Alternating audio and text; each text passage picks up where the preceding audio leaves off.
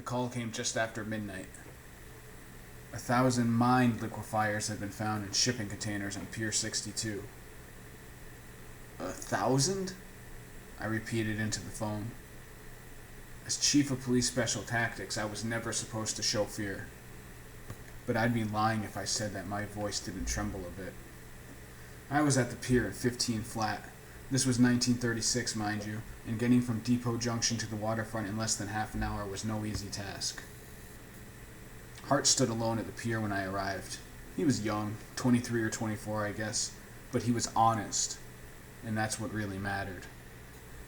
People thought the Special Tactics Selection Course was all about finding the brightest and the toughest. The truth was, I designed it to find the most reliable men I could get. If there was going to be any chance at all of getting the liquefiers off the streets, I was going to need trustworthy men. Hart nodded into my flashlight. Uncertainty was painted all over his baby blues.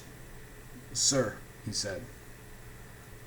"You looked inside the containers," I said. "You looked at the liquefiers." Hart looked away and thought of lying. The idea was written all over his face. But honest men always find lying more difficult than telling the truth. That's why they're honest. "Yes, sir, I did. I couldn't call you in until I was sure the liquefiers were in there." "Informant give the tip?" "Yes, sir."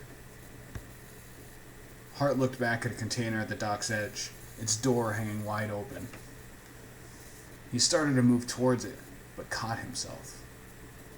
The movement was subtle, but I saw it. And I knew he knew I saw it.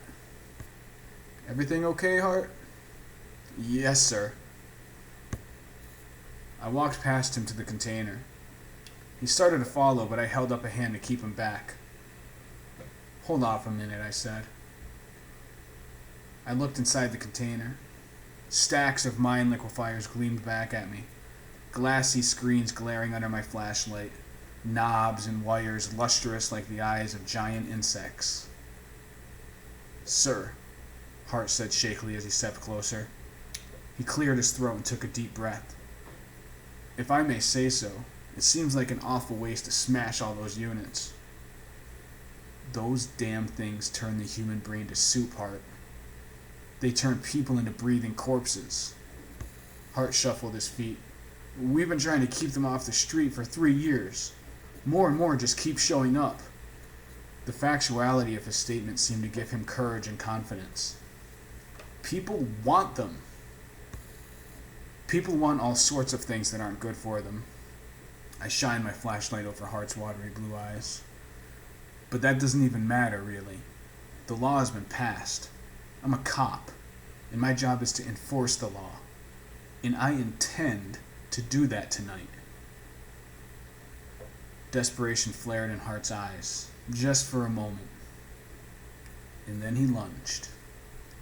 I sidestepped the attack. His momentum carried him stumbling past me and made him easy to tackle from behind. Hart was strong enough that I worried he'd break loose, but he struggled only for a moment before coming to his senses. "I'm sorry," he said. "I don't know what came over me."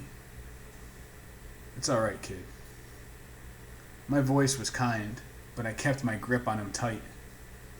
That's what those damn things do. They're like a drug that can't be kicked. "I thought I was better than that," he said. "It can happen to anyone, Hart." I let go of him and stood up. Hart followed suit. His eyes held on the shipping container. "It just seems like such a waste," he said. He sighed and shook his head. 1,000 perfectly good television sets gone to waste. "Mind Liquifiers," I interjected harshly. "Call them by their right name, or else you'll forget what they really are." Hart nodded in agreement, but he was lost. The damn things had gotten to him.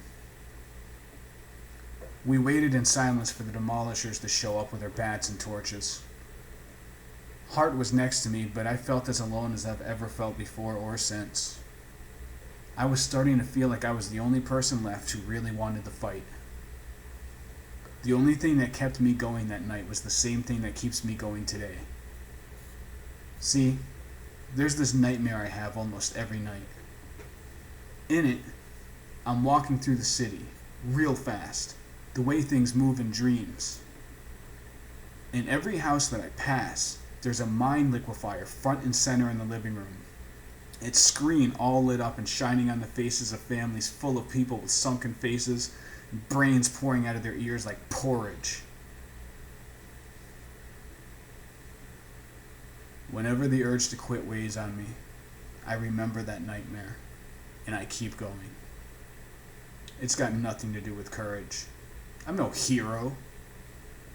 I'd just rather be dead than see the day that those things take over the world.